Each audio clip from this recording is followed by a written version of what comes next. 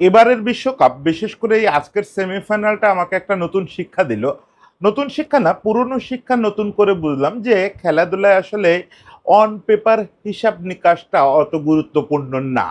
ওই নির্দিষ্ট দিনে কে সেরাটা খেলতে পারতেছে সেটা গুরুত্বপূর্ণ। গুরুত্বপূর্ণ হচ্ছে যে আপনি যখন সবচেয়ে বড় দলটার মুখোমুখি হচ্ছেন তখন আপনি আপনার সেরাটা বের করতে পারতেছেন কিনা। সেই জিনিসটা স্পেন করলো। স্পেনের খেলার এমনিতে যে ধারা, হ্যাঁ স্পেন গত ৩-৪ বছর ধরে ইউরোপের তো বটেই পৃথিবীর সবচেয়ে বড় শক্তিধর দল।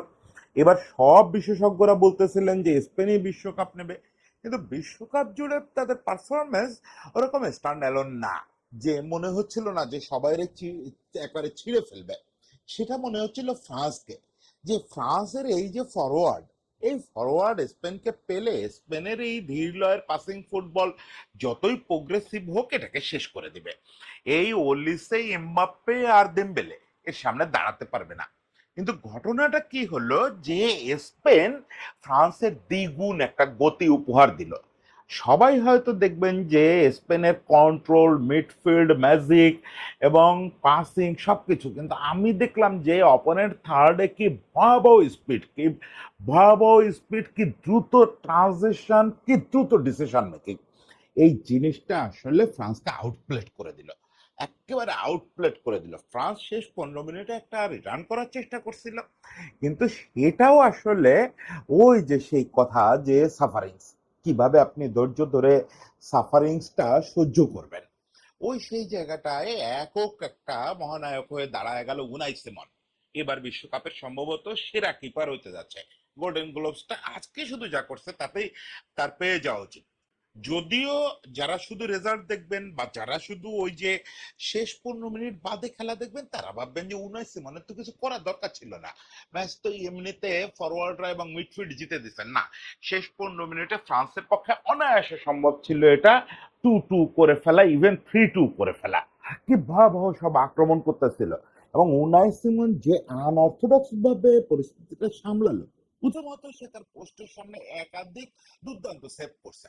তারপরে যখন তারা সবাই ওপরে অ্যাটাক আসতেছে, কাউন্টার অ্যাটাক, সেরকম অবস্থায় সে অলমোস্ট মাঝ মাঠে গিয়ে চার্জ করে বল সেভ করছে।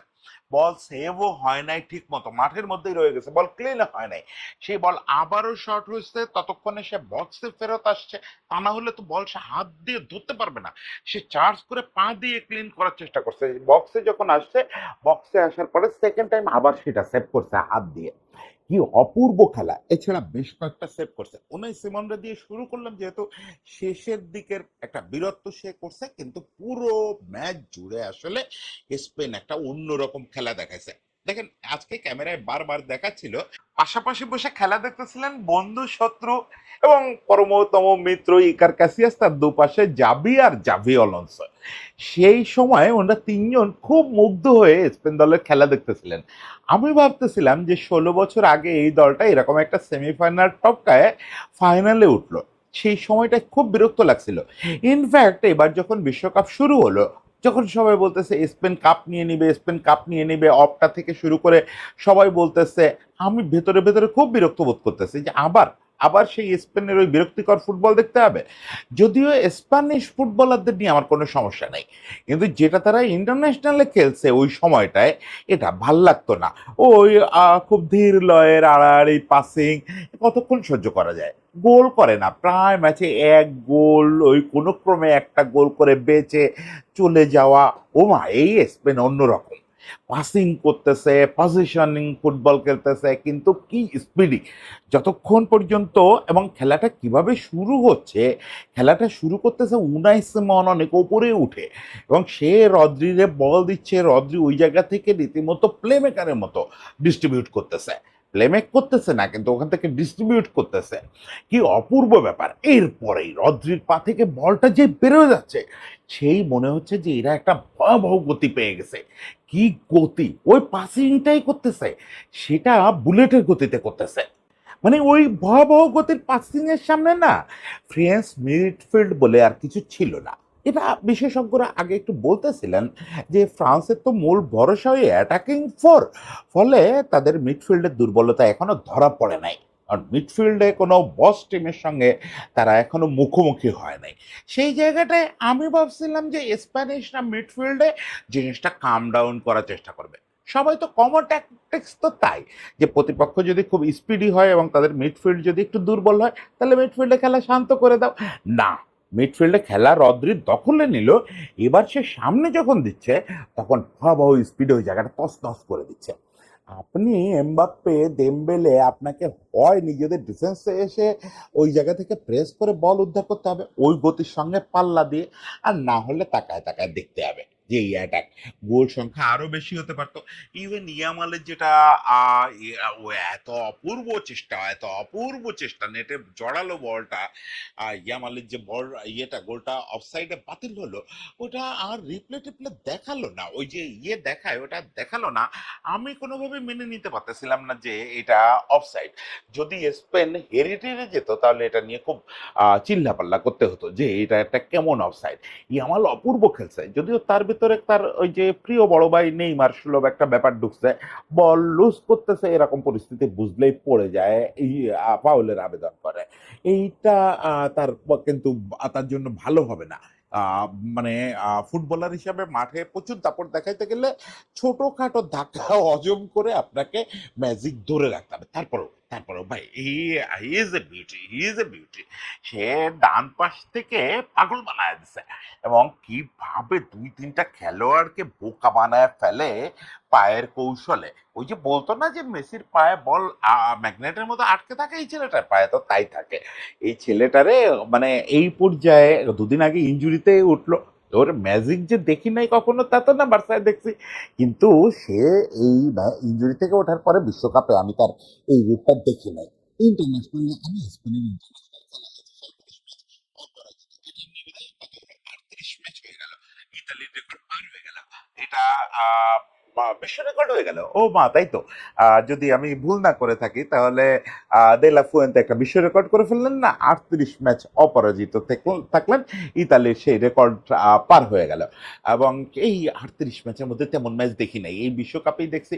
বিশ্বকাপে যে ম্যাচগুলো দেখছি সেখানে স্পেন তুলনামূলক এর চেয়ে ধীরগতির ফুটবল খেলছে এবং মাঝ মাঠের পাসিংটা অনেক বেশি তারা শান্তভাবে করছে। হ্যাঁ, আরো বেশি ফাইনাল থার্ডে যখন গেছে তখন তারা গতি পাইছে, কিন্তু আজকে তাদের কৌশলটাই ছিল যে ওদের মাঝ মাঠে দাঁড়াতে দিব না, ওদের কোনোভাবেই দিব না। এবং প্রেস করা কি দু এক সময় বল লুজ করছে, যেটা আমি আগে একদিন কোন একটা ম্যাচের পরে বলতেছিলাম যে এত বল লুজ করে স্পেন, এত বল লুজ করে। আজকে সেই লুজের পরিমাণ অনেক কম, দু চারটা তো করছে ওই থার্ডে গিয়ে। লুজ করার পরে কয়েক সেকেন্ডের ভিতরে আবার দেখি স্প্যানিশদের পায়ে বল।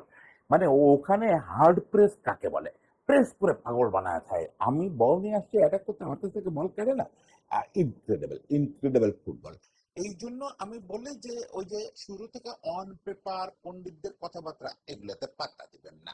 পাত্তা দিবেন না এই কারণে যে অনেকগুলো শিক্ষা হচ্ছে এই বয়সে এসে বিশ্বকাপ দেখতে গিয়ে, যে আগে থেকে যে কথাগুলো জানতাম সেগুলো সত্যি, যে কাগজ কলমের হিসাব বা পূর্বানুমান বা খেলা দেখে একটা ধারণা করে বসে থাকা, এগুলোর আসলে কোনো মূল্য নাই।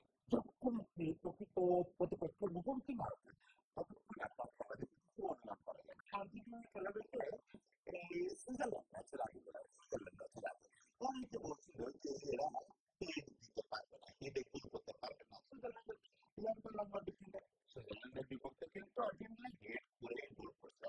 এই জিনিসটা একটা ব্যাপার যে আসলে পূর্বানুমান খুব একটা কাজে লাগে না। সেটা স্প্যানিশরা বুঝা গেল যে প্রত্যেক ম্যাচের জন্য আসলে এইসব কোচের, এইসব খেলোয়াড়দের ভিন্ন ভিন্ন কৌশল থাকে। এই ডেলা ফুয়েন্তে, এই লিওনেল স্কালোনি জানে কোন ম্যাচে কি করতে হবে। আর খুব ডেলা ফুয়েন্তের মতো স্কালোনিরও ওই আস্তিনে কিছু তাস রয়ে গেছে যেগুলো সে আসলে সেমিফাইনালের মতো ম্যাচের জন্য রেখে দিছে। সেখানে দেখে আমরা নতুন করে চমকায় যাব যে ও মা, পূর্বানুমান তো এখানেও কাজে লাগলো না। এখন তো দেলা ফুয়েন্তে তার পাটা ফাইনালে দিয়ে ফেললেন, ফাইনালে পৌঁছে গেলেন। এখন নিউ জার্সিতে যাওয়ার অপেক্ষা আর্জেন্টিনা বা ইংল্যান্ড যে কোনো এক দলের।